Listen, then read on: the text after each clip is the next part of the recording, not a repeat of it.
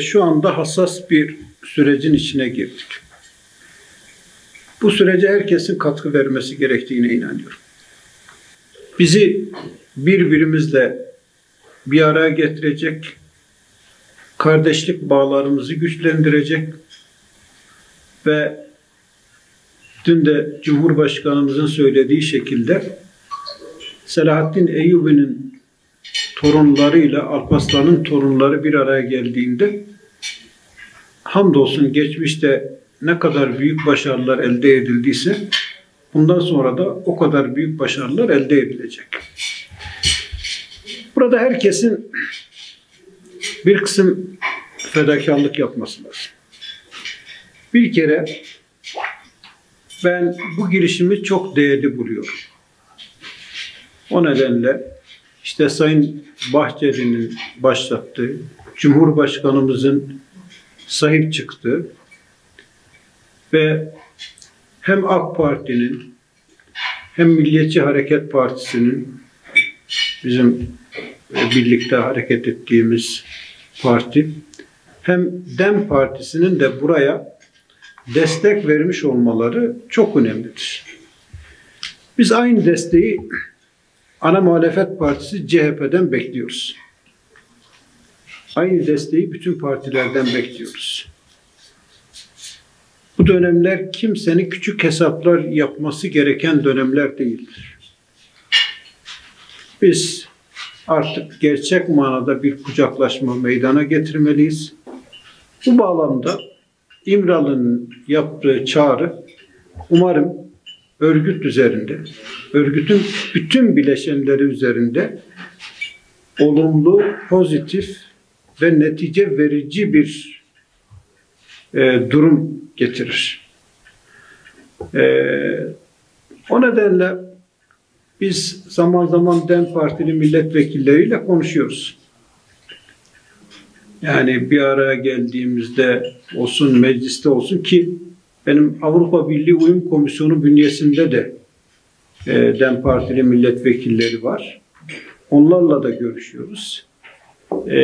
Bizim bir araya gelmekten, bu meseleyi birlikte çözmekten başka şansımız yok. Yeri gelmişken şunu da söyleyeyim. Bugün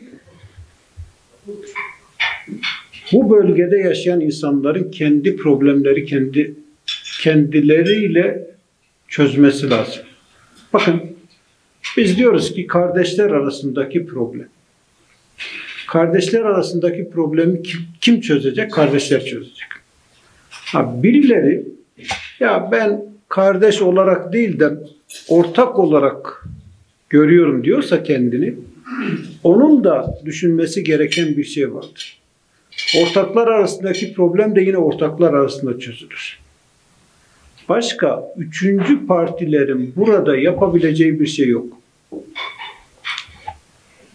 Şu anda Ukrayna'nın, Zelenski'nin düştüğü durum hepimiz için ders olmalıdır. Bizim İsrail'den, Amerika'dan, Batı'dan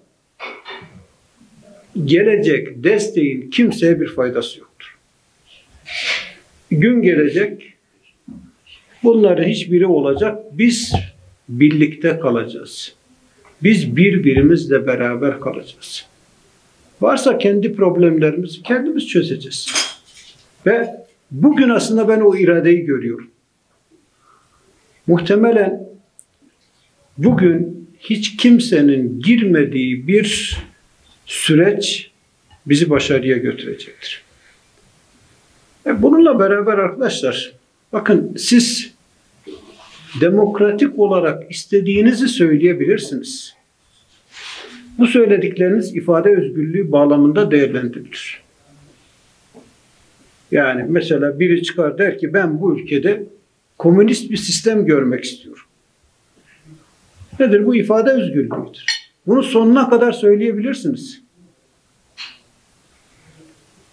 Birileri çıkar başka bir şey söyler. Ve bunlar için dernek kurar, parti kurar. Bu da ne olur? Organizasyon özgürlüğüne girer. Silahlar tamamen gömülürse O zaman isteyen istediği şekilde konuşur, taleplerde bulunur, ifade özgürlüğü bağlamında kendisini ortaya koyar.